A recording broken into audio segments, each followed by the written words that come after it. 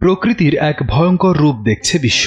উত্তর পশ্চিম ওয়াশিংটন, ফ্রান্সের জিরন্দ, ইউটার মিলার্ড কান্ট্রি এবং গ্রিসের পোর্তো জার্মেনো, চারটি দেশের বিভিন্ন অঞ্চল এখন তীব্র দাবানলে পড়ছে, এমন তথ্য নিশ্চিত করেছে এনবিসি ও ইউরো নিউজ সহ বিভিন্ন আন্তর্জাতিক সংবাদ মাধ্যমগুলো।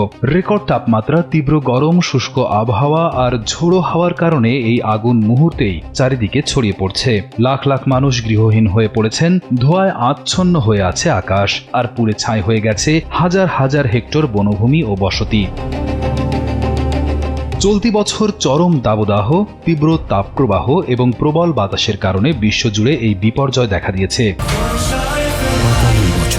কোটি মানুষের আস্থায় পাইপের বস আরএফএল পাইপ। ওয়াশিংটনে ওল্ড ট্রেলস ফায়ারটি old trails road, west Euclid রোডের কাছ থেকে শুরু হয়ে প্রবল বাতাসে দ্রুত আগুন ছড়িয়ে পড়ে। এতে স্পোকেন অঞ্চলে প্রায় 1000 হেক্টর এলাকা পুড়ে গেছে।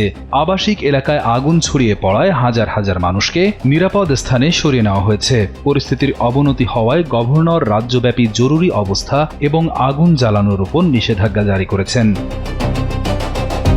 ফ্রান্সে সাউমোস এবং লে পোর্জোর কাছে দাবানলের সূত্রপাত হয়। ফ্রান্সের জিরন্দ অঞ্চলে সাম্প্রতিক ইতিহাসে অন্যতম ভয়াবহ দাবানলে 42,000 হেক্টরের বেশি বনভূমি পুড়ে গেছে এবং 2,20,000-এর বেশি মানুষ স্থানান্তরিত হয়েছে। দাবানলের ধোঁয়ায় বায়ুর গুণমান বিপজ্জনক স্তরে পৌঁছে গেছে, ফলে জরুরি স্বাস্থ্য সতর্কতা জারি করা হয়েছে।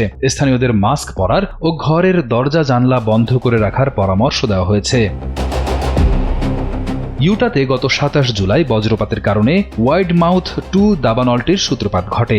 যুক্তরাষ্ট্রের ইউটা মিলার্ড কাউন্টিতে 27 জুলাই বজ্রপাতের ফলে সৃষ্ট ওয়াইড মাউথ 2 দাবানল দ্রুত ছড়িয়ে পড়ে 4170 হেক্টর এলাকা গ্রাস করেছে। কানোস ক্যানিয়নের ওপরের আকাশে ঘন ধোঁয়ায় ঢেকে যাওয়ায় বাধ্যতামূলকভাবে এলাকা খালি করার নির্দেশ দেওয়া হয়েছে।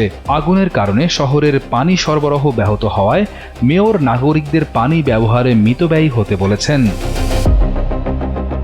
গ্রিসের ভিওটিআই উপকূলীয় গ্রাম অ্যাজিওস ভ্যাসিলির কাছে আগুনের সূত্রপাত হয়ে তা অ্যাটিকা ও পোর্তো জার্মেনোর বনাঞ্চলে ছড়িয়ে পড়ে এবং পাহাড়ি ঢাল বেয়ে জনবসতির দিকে এগিয়ে আসছে। কর্তৃপক্ষ বেশ কয়েকটি গ্রাম খালি করার নির্দেশ দিয়েছে। এখন পর্যন্ত 1150 জনের বেশি মানুষকে স্থলপথে এবং 300 জনকে সমুদ্রপথে উদ্ধার করা হয়েছে। আগুন নিয়ন্ত্রণে ফ্রান্স ও রোমানিয়া থেকে আসা বিশেষায়িত দলসহ শত শত দমকল কর্মী এবং বহু বিমান ও হেলিকপ্টার মোতায়েন করা হয়েছে।